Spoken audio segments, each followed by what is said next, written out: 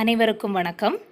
இன்றைக்கி நம்ம பார்க்கக்கூடிய தலைப்பு உரைநடை உலகத்தில் தமிழ் வரி வடிவ வளர்ச்சி. சரி, மனுஷன் தன்னுடைய கருத்தை பிறருக்கு தெரிவிக்க மொழியை கண்டுபிடிச்சான். அந்த மொழியை நிலைபெற செய்யணும்னா அதுக்கு அடுத்தது எழுத்துக்களை உருவாக்குறான். இந்த எழுத்துக்களுடைய வரி வடிவங்கள் மொழிக்கு மொழி வேறுபடும். ஒரே மொழியில் கூட காலந்தோறும் மாறி வருகின்றன. அந்த வகையில் தமிழ் எழுத்துக்களின் வரி வடிவத்தில் ஏற்படக்கூடிய மாற்றங்களை பற்றி இந்த பாடத்தில் நம்ம பார்க்கலாம். மனுஷன் தோன்றிய காலத்திலிருந்து தன்னுடைய தேவையோ கருத்தையோ மற்றவங்களுக்கு தெரிவிக்கணும்னா அவன் முதல்ல சைகைகளை பயன்படுத்தலாம். காலம் போக போக தன்னுடைய குரலை என்ன பண்ணுறான், ஒலி மூலமாக தன்னுடைய கருத்தை வெளிப்படுத்துகிறான். சிறிது மறுபடியும் கொஞ்சம் போனதுக்கு அப்புறமா கொஞ்சம் கொஞ்சமாக சொற்களை சொல்ல கற்றுக்கிடுறான்.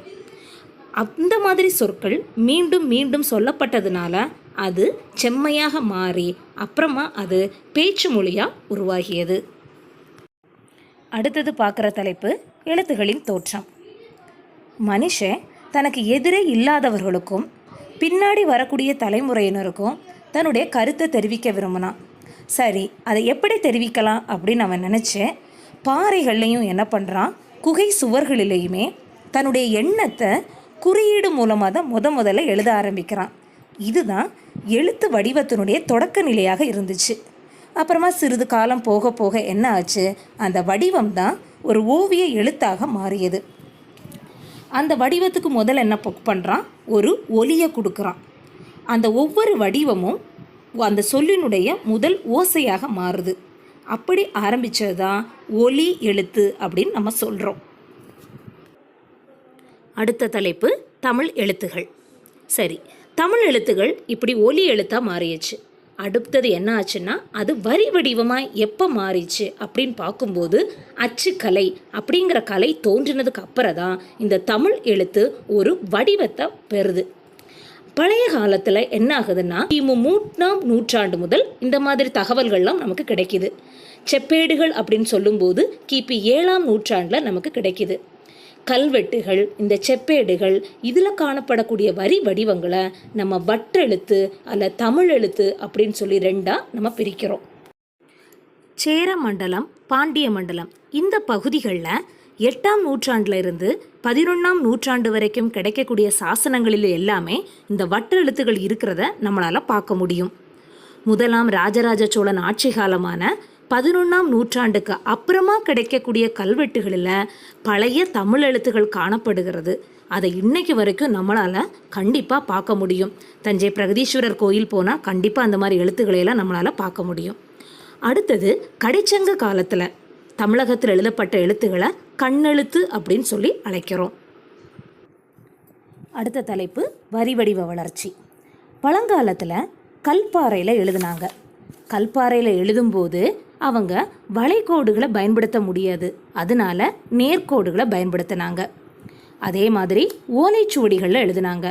ஓலைச்சுவடிகளை எழுதும்போது நேர்கோடுகளையும் புள்ளிகளையும் எழுதுவது கடினமாக இருந்தது. ஏன்னா அந்த ஓலை கிழிஞ்சிரும். அதனால ஓலைகளில் அதிகமாக வளைகோடுகளை பயன்படுத்தி எழுதினாங்க. அப்புறமா சில எழுத்துக்களை அழகுபடுத்தணுங்கிறதுக்காக அதுக்கு மேலே அந்த எழுத்துக்கு மேலே குறுக்கு கூட பயன்படுத்தினாங்க. அதுதான் இப்போ நம்ம நிலையான வடிவமாக அது மாறிடுச்சு. எழுத்து சீர்திருத்தத்தின் தேவை. ஓலை சுவடிகளையும் கல்வெட்டிலையும் புள்ளி பெறும் எழுத்துக்களை எழுதும்போது அவை சிதைந்து விடும் அப்படிங்கிற காரணத்தினால புள்ளி போடாமலே எழுதிட்டு வந்தாங்க. ஓலை சுவடிகளில் நிறுத்தற் குறிகளும் பத்தி பிரித்தல் இந்த மாதிரி எதுவுமே கிடையாது. புள்ளி இடப்படும் எழுதப்படும் இடங்களில் புள்ளி கண்டிப்பாக தெளிவாக தெரியாத நிலை இருந்துச்சு. குறில் எழுத்தா நெடில் எழுத்தா இந்த மாதிரி வேறுபாடும் இல்லாமல் இருந்துச்சு. இதனால் படிக்கக்கூடியவங்களுக்கு மிகவும் துன்பமாக இருந்துச்சு. எனவே எழுத்து சீர்திருத்தம் வேண்டிய நிலை அப்போ உருவாச்சு. எழுத்து சீர்திருத்தத்தில் மிகப்பெரிய மாற்றத்தை கொண்டு வந்தது யாருன்னா வீரமாமுனிவர். இவர் எகரவரிசை ஒகரவரிசை எழுத்துக்களில் புள்ளிகளில் ஏற்படக்கூடிய குழப்பத்தை போக்குறது இவர்தான். ஏ அப்படிங்கிற எழுத்து இரண்டும் குறிலாக தான் ஆரம்பத்தில் இருந்துச்சு. ரெண்டுத்துக்கும் இடையில இருக்கக்கூடிய வேறுபாடு தெரியணும் அப்படிங்கிறதுக்காக ஏக்கு கீழே ஒரு கோடு போட்டு அதை நெடிலாக மாற்றினார். அடுத்தது ஓக்கு கீழே ஒரு சுழியம் போட்டு ஓ அப்படிங்கிற நெடிலையும் கொண்டு வந்தார். கேக்கு ரெட்டை கொம்பை போட்டு கே அப்படிங்கிற நெடிலையும் கொண்டு வந்தார். கோ அப்படிங்கிற குறில்ல அந்த ஒற்றை கொம்புக்கு பதிலாக ரெட்டை கொம்பை பயன்படுத்தி அதையும் நெடிலாக கொண்டு வந்தது யாருன்னா நம்ம வீரமா முனிவர். அடுத்தது 20ஆம் நூற்றாண்டு வரை நம்ம இந்த எழுத்துக்களை பின்பற்றி வந்துட்டு இருந்த காலத்தில் பெரியார் மீண்டும் புதிய எழுத்து சீர்திருத்தத்தை கொண்டு வந்தார். அதாவது அண்ணா, நம்ம அந்த காலத்து பயன்பாட்டில் இருந்த அண்ணாவுக்கும் இப்போ நம்ம எழுதக்கூடிய அண்ணாவுக்கும் இருந்த வேறுபாடு, அணை, மண்ணடு, இந்த மாதிரி பல எழுத்துகளில் மாற்றம் கொண்டு வந்தது யாருன்னா நம்மளுடைய பெரியார். பெரியார் எழுத்து சீர்திருத்தம் கொண்டு வருவதற்கு முக்கிய காரணம் ஏதுன்னு பார்க்கும்போது, இந்த எழுத்துக்களை அச்சு கோர்க்கும்போது மிகவும் கடினமாக இருந்தது. இந்த குறையை போக்குவதற்காக தான் தந்தை பெரியார் எழுத்து சீர்திருத்தத்தை கொண்டு வந்தார். அவர் கொண்டு வந்த எழுத்து சீர்திருத்தம் தான் இன்னைக்கும் தமிழக அரசால் நடைமுறைப்படுத்தப்பட்டு வருகின்றன. காலந்தோறும் ஏற்பட்ட இவ்வாறான வரிவடிவ வளர்ச்சி காரணமாகத்தான் தமிழ் மொழியை பிற மொழியிலிருந்து எளிதில் கற்கக்கூடிய நிலை ஏற்பட்டுள்ளது.